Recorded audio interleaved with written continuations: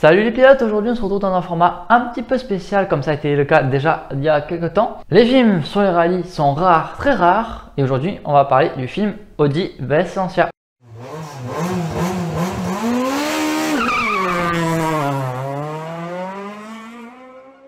Le film retrace une époque du WRC qui est un petit peu l'âge d'or du rallye, des machines surpuissantes, des spectateurs totalement fous et des pilotes métronomes, l'époque du groupe B. 1983, la rivalité atteint son paroxysme entre l'écurie italienne Lancia dirigée par Cesare Furio et la puissante équipe allemande Audi dirigée par le redoutable Roland Gunther. Mais c'est sur le terrain que leurs pilotes respectivement Walter Röhrl et Hannu Mikkola et que leur voiture, la Lancia Rally 037 et l'Audi Quattro, les départageront dans un championnat du monde des rallyes devenu légendaire. Niveau casting, qu'est-ce que cela donne? Le grand patron de Lancia, Cesare Furio, est joué par Riccardo Scarmancio. Il a joué notamment dans le dernier Hercule Poirot, Mystère à Venise. Roland Gunther, le manager de Didon, qui est joué par Daniel Brühl, a joué Niki Lauda dans Rush.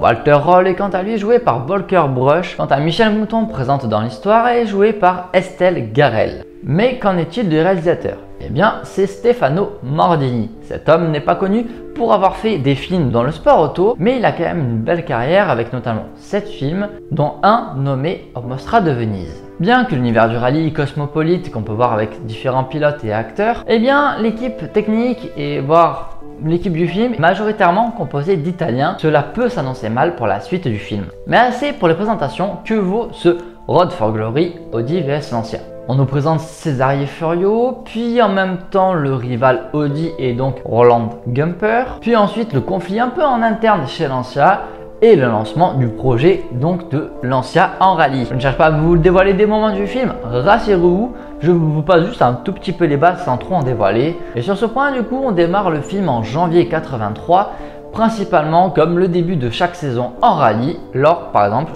du Monte Carlo. Il y a beaucoup de discussions dans le film et ça prend beaucoup de temps et de place dans l'intrigue quand même. Alors évidemment, c'est sûr, il faut parler de comment on en est arrivé là et comment la saison se lance, mais on manque quand même un peu de dynamisme à ce moment-là. Walter Röhrl fait figure de proue dans la bataille contre Audi, tandis que en fait les pilotes Audi sont des personnages secondaires, voire on dirait des figurants, tellement ils n'ont pas de place dans l'intrigue. L'histoire suit de nombreux faits réels quand même. On a l'impression plutôt de vivre la course du point de vue manager et non d'un point de vue pilote ou voire d'un spectateur sur la route. La plupart des scènes de course sont quand même assez jolies, assez bien tournées avec de belles images et des caméras, mais certains moments font graisser les dents. Par exemple, des spectateurs qui encouragent sur le bord de la route, ils ont plutôt l'air teubés. Les images sont donc des prises de vue réelles agrémentées d'images d'archives qui donne une sensation bizarre de voir le vrai pilote et ensuite le faux pilote, enfin du moins l'acteur. C'est un petit peu bizarre. La plupart de films est d'ailleurs tourné en prise de vue réelle, à part un petit moment parce qu'il y a un petit doute. La voiture passe sur une bosse et elle atterrit. On dirait un peu de la CGI, je vous en dis pas plus, mais cette scène a l'air un petit peu fausse. Mais la plupart des scènes ont l'air d'être en prise de vue réelle.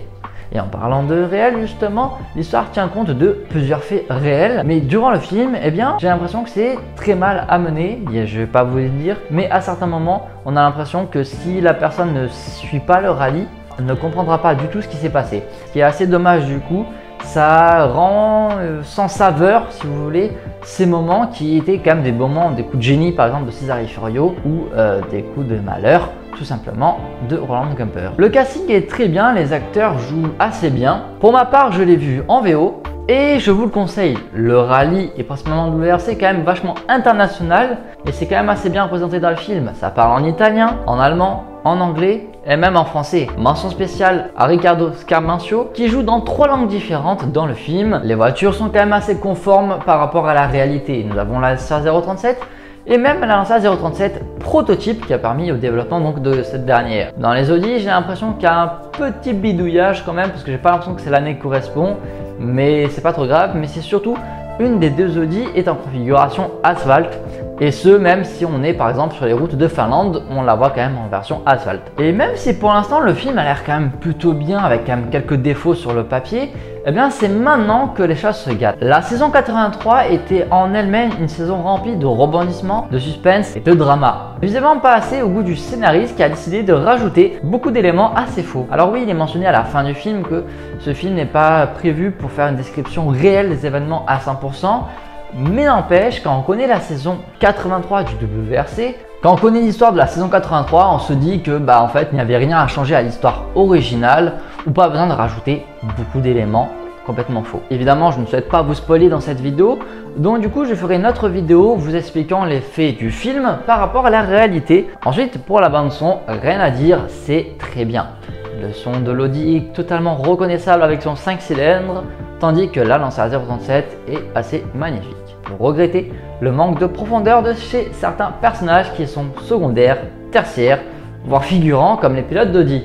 En conclusion, Stefano Mordini nous fait du fantasme italien de la grande écurie Lancia face au méchant diable Audi allemand. Les Italiens et Lancia sont donc mis sur un piédestal face à leur performance XXL et leur petit budget face à la grande Audi, technologiquement supérieure et bien plus friquée. C'est quand même assez dommage. La plupart des scènes sont bien jolies, mais il y a trop de discussions dans le film et assez peu de scènes de course. Qui d'ailleurs au passage, les scènes sont à un accéléré pour donner une impression de vitesse et d'ailleurs ça ne prend pas. Le pilote donne des coups de volant pour faire croire qu'il attaque, mais ça se voit en fait. Et cela gâche le réalisme du film, tout simplement. On a une distorsion des éléments réels avec des faux personnages. Les autres concurrents passent totalement à la trappe. Les pilotes d'Audi sont quand même assez secondaires, mais à cette année-là en WRC il n'y avait pas que Audi et Lancia. Il y a Ari Vatanen que vous connaissez peut-être qui a gagné un des rallyes cette année-là sur une Opel. Nous avons également Toyota qui a gagné un autre rallye.